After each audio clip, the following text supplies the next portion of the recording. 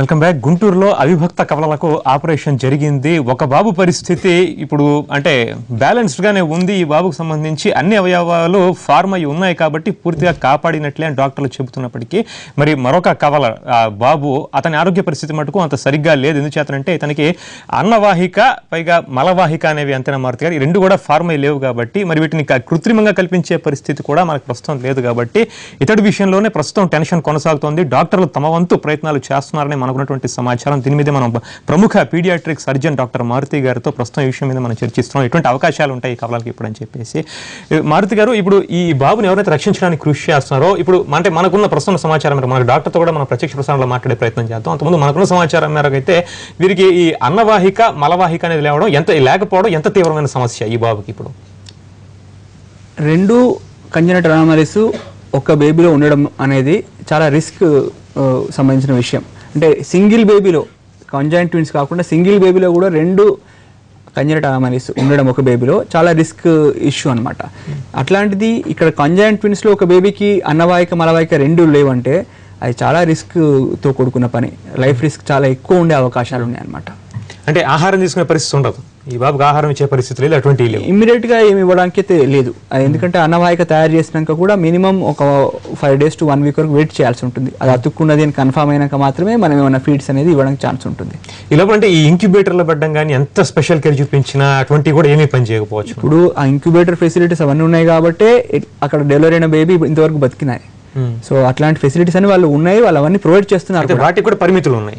పరిమితులు ఉన్నాయి. ఇప్పుడు రెండు కంజనైటల్ అనామలీస్ ఉండడంతో చాలా ప్రాబ్లమాటిక్ సిచ్యువేషన్. వాళ్ళు అయినా మేజర్ ఆపరేషన్ కంప్లీట్ చేయడం అనేది గ్రేట్ అండి.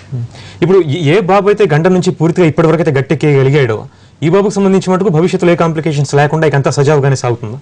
అది మనం ఇక్కడ కూర్చొని చెప్పలేమండి. వాళ్ళకి అసలు ఏంటి పరిస్థితిని వాళ్ళు కరెక్ట్గా చెప్పగలుగుతారు. మనం అంటే మనం ఏం ఉండొచ్చు అనేది మనం చెప్పొచ్చు, కానీ ఆపరేషన్ ఏంటి ఏం జరిగింది అనే విషయం వాళ్ళు కరెక్ట్గా చెప్పగలుగుతారు. అంటే ఇప్పుడు ఆ డాక్టర్లు అందరూ కూడా అధిక భాగం సర్జరీలో పాల్గొన్న వాళ్ళు ఇంకా ఇదే పనిలో చాలా బిజీగా ఉన్నారు కాబట్టి మనం వారితో మాట్లాడడం కొంచెం కష్టం అవుతుంది. మనం డిస్టర్బ్ చేయడం కూడా తగదు కాబట్టి కరెక్టే. బట్ మనకు ఇన్ఫర్మేషన్ ఉన్న లిమిటెడ్ ఇన్ఫర్మేషన్ తో మనం గతంలో ఇటువంటి కేసులు మనం ఒకసారి ప్రస్తావించుకున్నాం. గతంలో జరిగిన ఇటువంటి సిమిలర్ కేసెస్ ప్రస్తావించుకున్నాం. అబ్డామిన్స్ లో ఎవరికైతే ఇటువంటి ఫార్మ్ కాకుండా పాపం అదే యూజువల్ గా ఇప్పుడు ఇంతకు ముందు అక్కడ జరిగిన కేసులలో సర్వైవల్స్ ఉన్నాయండి. గుంటూరులో జరిగిన కేసులోనే సర్వైవల్స్ ఉన్నాయి. వాళ్ళకి మేజర్ కంజనైటల్ అనామలీస్ ఏమి లేవని అనుకుంటున్నాను నేను. సర్వైవల్ అయిన బేబీస్లో నాకు తెలిసిన ఇన్ఫర్మేషన్ వరకు. అందుకని ఆ సర్వైవల్ రేట్ అనేది మంచి ఎక్కువగా ఉందండి. ఎప్పుడైతే వేరే కంజనైటల్ అనామలీస్ అసోసియేటెడ్ ఉంటాయో అట్లాంటప్పుడు సర్వైవల్ రేటు డెఫినెట్గా కాంప్రమైజ్ అవుతుంది. తర్వాత ఇంకొకటి ఏంటంటే ఇప్పుడు ఇట్లాంటి కంజనైటల్ అనామలీస్ ఉన్నాయి కాబట్టి వాళ్ళు పుట్టిన 24 గంటల లోపల ఆపరేషన్ చేస్తున్నారు. వీళ్ళు పుట్టిన 24 గంటల లోపల ఆపరేషన్ చేసినప్పుడు లైఫ్ రిస్క్ అనేది ఎక్కువగా ఉంటుంది. అనస్థీషియా రిస్క్, ఇద్దరు బేబీస్ అనస్థీషియా ఇవ్వడము, ఇద్దరు బేబీస్లో టెంపరేచర్ మెయింటైన్ చేయడము, టీమ్ ఎఫర్ట్, 3-4 సర్జన్స్ ఆపరేట్ చేస్తుంటారు కలిసి కట్టుగా అంత చేయగలుగుతున్నారు కాబట్టి అట్లీస్ట్ ఆ రిజల్ట్ అన్న వాళ్ళు ఇవ్వగలుగుతున్నారు. వాళ్ళకి ఇట్లాంటి కంజనైటల్ అనామలీస్ లేని బేబీస్ని అయితే వాళ్ళు ఫీడింగ్ ఇచ్చుకుంటూ ఆ ఇంక్యుబేటర్లో పెట్టుకుంటూ కొంచెం పెద్దగా అయినాక అరౌండ్ 6 months, 7 months, 8 months వయసు వచ్చినాక ప్లాన్ చేయొచ్చు. మేజర్ కంజనైటల్ అనామలీస్ ఏం లేవు, లైఫ్ రిస్క్ ఇమీడియట్గా లేదనడానికి. అట్లాంటప్పుడు రిజల్ట్స్ అనేవి చాలా బెటర్గా ఉంటాయండి.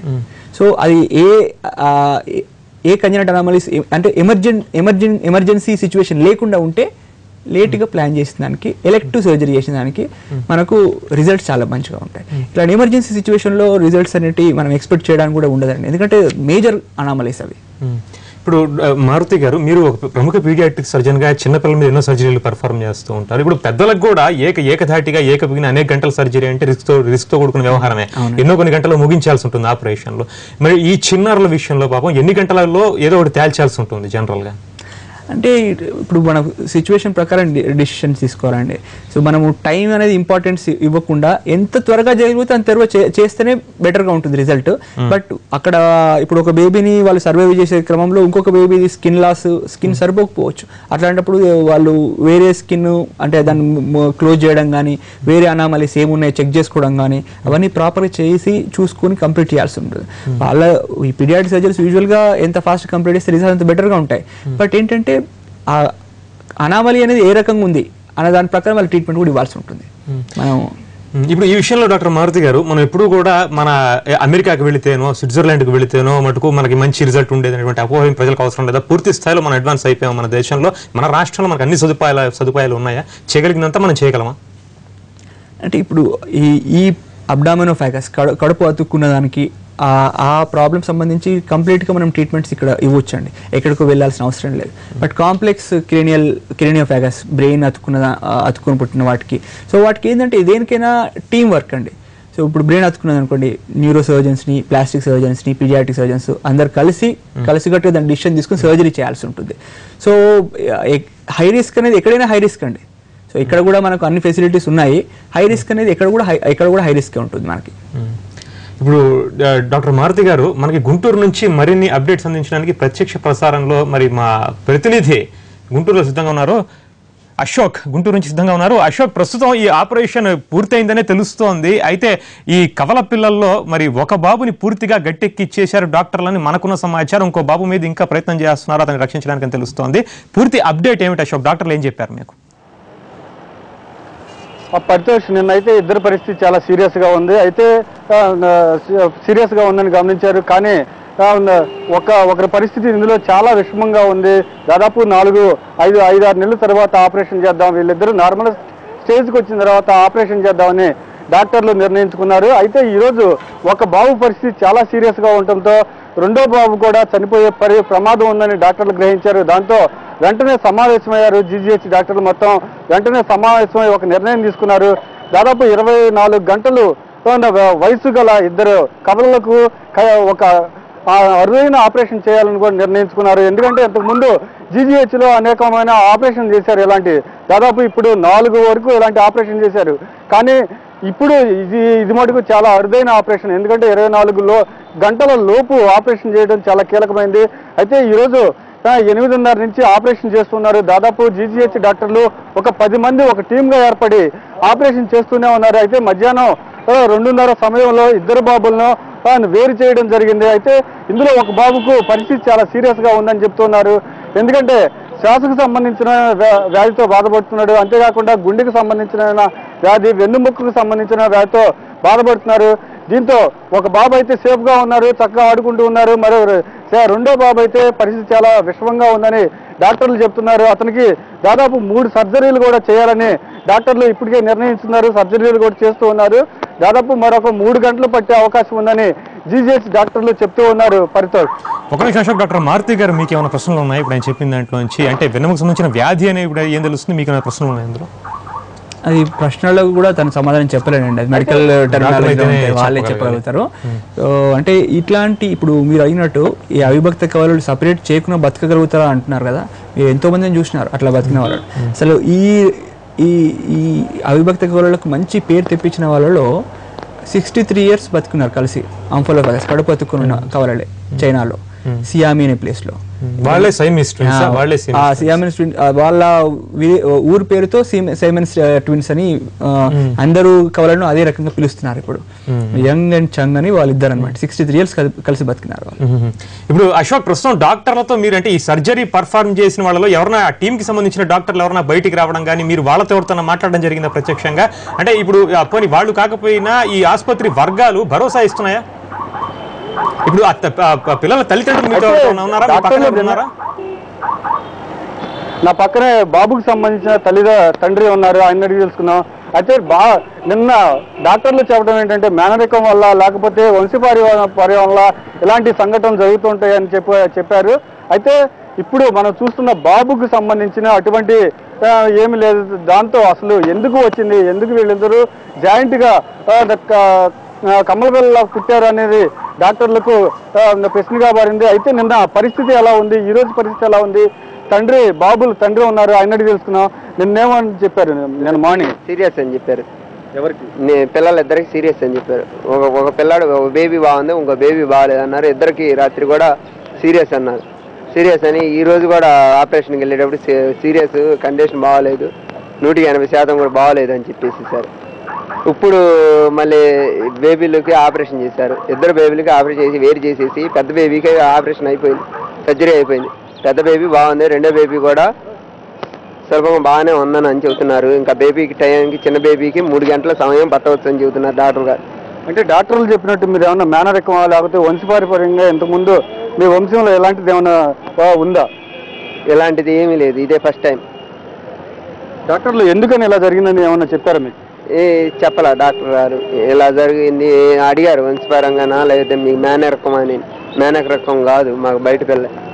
అయితే ప్రెగ్నెన్సీ సమయంలో కొన్ని జాగ్రత్తలు తీసుకుపోవడం వల్ల ఎలాంటివి వచ్చిందని నిన్న కూడా చెప్తా ఉన్నారు.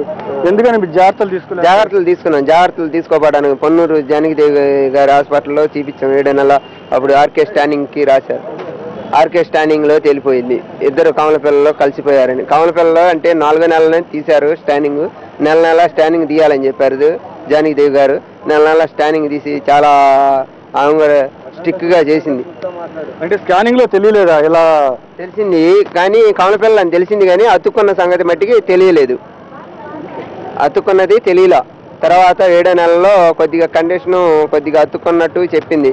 అందుకని గుంటూరు సిటీ స్కానింగ్కి ఆర్కే స్కానింగ్కి రాసింది. అంటే ఇప్పుడు డాక్టర్లు ఏం చెప్తున్నారు? పిల్లలకి సేఫ్గా ఉందని మీతో ఏమన్నా చెప్పారా? సేఫ్గానే ఉందని చెబుతున్నారు డాక్టర్ గారు. సుబ్బారావు గారు పిల్లల డాక్టర్ గారు. సీరియస్ అని నువ్వు నమ్మకం పెట్టుకోవద్దని అన్నారు. ఆ డాక్టర్ గారి వల్లే ఆపరేషన్ చేసి నేను మీరు వదిలేసిన నేను ప్రయత్నం చేస్తానని ఆయన పట్టుదలతో సుబ్బారావు గారు డాక్టర్ గారి వల్ల పట్టుదలతో పిల్లల డాక్టర్ గారు నాడమ్మ గారు తర్వాత ఆయననంట డాక్టర్ గారు సుబ్బారావు డాక్టర్ గారు. ఆ డాక్టర్ వల్లే ఇప్పుడు నా పిల్లలు క్షేమంగా ఉన్నారు. అయితే పరితోష్ ఇంతకు ముందు జీజీహెచ్కి ఇలాంటి ఆపరేషన్లు పెద్ద కొత్తవి కాదు. అయితే ఇది చాలా కీలకమైనది. ఇంతకు ముందే దాదాపు 4 ఆపరేషన్లు డాక్టర్ నాయుడమ్మ చేశారు. అయితే ఇది చాలా కీలకమైన ఆపరేషన్. ఎందుకంటే చాలా తక్కువ చిన్న వయసులో ఇలాంటి ఆపరేషన్ చేయడం, అది సక్సెస్ చేయడం చాలా అరుదైన విషయం అని గుంటూరు జీజీహెచ్ వర్గాలు చెప్తూ ఉన్నాయి. అంతేకాదు అయితే డాక్టర్లు కూడా ఇప్పుడే ఒక నిర్ణయానికి అయితే రాలేమని చెప్తున్నారు.